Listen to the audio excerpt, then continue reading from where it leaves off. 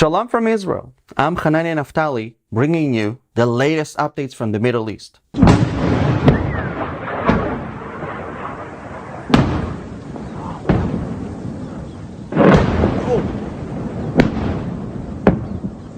Today, we're talking about something that could change the trajectory of the region, the potential for a ceasefire between Israel and Lebanon. The United States has presented Lebanon with a draft proposal aimed at ending the ongoing conflict between Israel and Hezbollah. But here's the real question.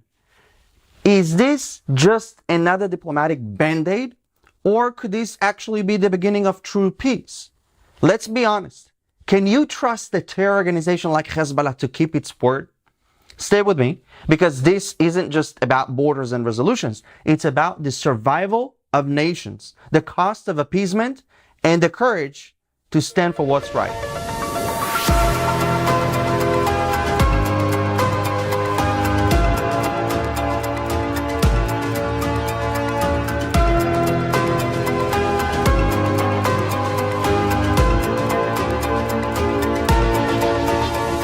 The draft proposal from the United States basically bases itself on UN Resolution 1701, which was supposed to disarm Hezbollah after the 2006 Lebanon war. But let me remind you, that resolution was a failure from the get-go. Hezbollah never disarmed, never withdrew from southern Lebanon, and instead turned the region into a fortress packed with missiles and terror tunnels. Israel is demanding that any ceasefire include Hezbollah's complete withdrawal north of the Litani River and an end to its weapons smuggling operations. Lebanon says it is ready to implement 1701 precisely. But forgive me if I'm skeptical. Implementing a resolution precisely 17 years later? Spare me the theatrics. Diplomatic promises are worthless without accountability. Agreements without enforcement are not peace. They are invitations for future war. But before we continue, visit theisraelstore.com and shop for pro-Israel merchandise. Every purchase helps fight BDS and supports the truth about Israel. Now, let's cut through the spin. Hezbollah is not a political movement or a resistance group. It's a terrorist organization. Since October 7th, Hezbollah has fired over 16,000 rockets into Israel, displacing tens of thousands of Israelis and targeting civilians. But Hezbollah's actions aren't just harming Israel, they're devastating Lebanon. Hezbollah claims to defend Lebanon, but let's be clear, it serves Iran, not the Lebanese people. Every rocket fired, every civilian shielded behind, and every dollar spent on weapons is another betrayal of Lebanon's future. Terrorists don't bring security, they bring destruction. Therefore, if you want peace, you don't coexist with terror, you uproot it. Now, let's talk about Israel's role. Israel is not the aggressor here, it's the defender. Every airstrike, every operation is aimed at neutralizing Hezbollah's terror infrastructure. Unlike Hezbollah, Israel takes every possible measure to avoid civilian casualties. It gives advance warnings before strikes, even if it means sacrificing the element of surprise. That's the kind of morality you won't find with our enemies. But let's not sugarcoat it. War is ugly. Civilians have been caught in the crossfire, and every innocent life lost is a tragedy. But we need to ask ourselves, who's really to blame? The answer is Hezbollah. They use Lebanese civilians as human shields and turn residential neighborhoods into military bases. But then, of course, when Israel targets these Hezbollah targets, they showcase it to the world as if Israel is targeting civilian infrastructure. Israel's actions are not only justified, they are necessary. A country that refuses to defend itself is a country that won't survive. Peace isn't the absence of war. It's the presence of security. And sometimes securing peace means confronting evil head on. Now, let me pivot to something really important. And it's, of course, Trump's victory. While the Biden administration is working on this current ceasefire, let's not forget who showed the world how peace can actually be achieved in the Middle East. Donald J. Trump. The Abraham Accords were groundbreaking. For decades, we were told that peace between Israel and Arab nations was impossible without resolving the Israeli-Palestinian conflict first. Trump proved that narrative wrong by brokering agreements with the UAE, Bahrain, Morocco, and Sudan. He showed that strength brings peace, not appeasement. This ceasefire effort should base itself on that very principle.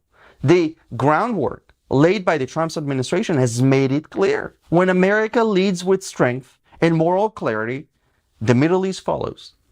Because weak leaders create chaos, and strong leaders create opportunities.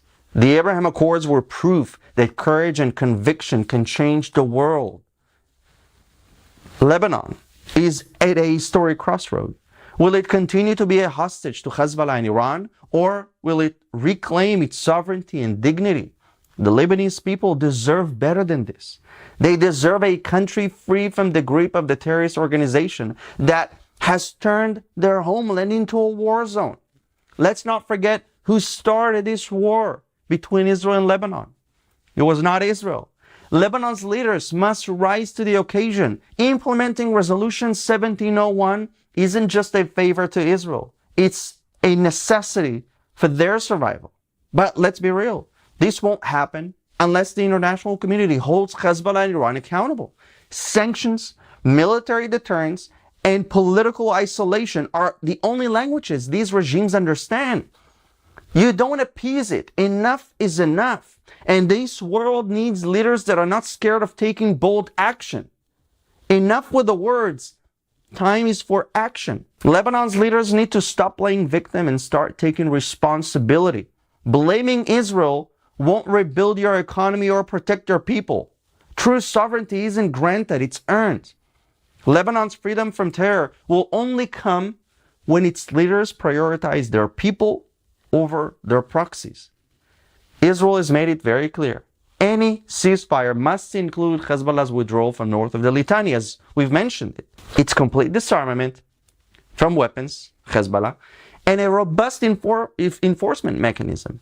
Anything less is a bad deal that will only set the stage for another war. And here's the bottom line. Israel will not and should not accept any agreement that ties its hand. If Hezbollah violates the terms of the ceasefire, Israel must have the freedom to act decisively. A peace deal that limits Israel's ability to defend itself is not peace. It's a ticking time problem. Security isn't optional. It's essential.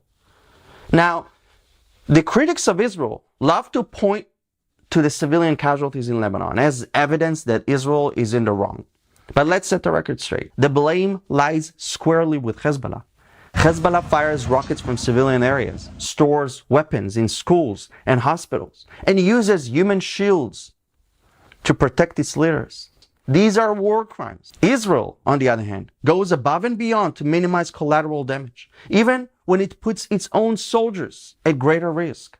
The international community needs to wake up, stop treating Hezbollah like a political actor, and call them for what they are: terrorists. The world's silence in the face of terror is complicity. If you can't condemn evil, you have no business lecturing Israel about morality. Now, this ceasefire proposal is, of course, a step in the right direction, but it's not a solution by itself, because real peace will only come when Hezbollah is disarmed, when Hezbollah is no longer a thing, when Lebanon is free from Iran's grip and Israel's security is guaranteed.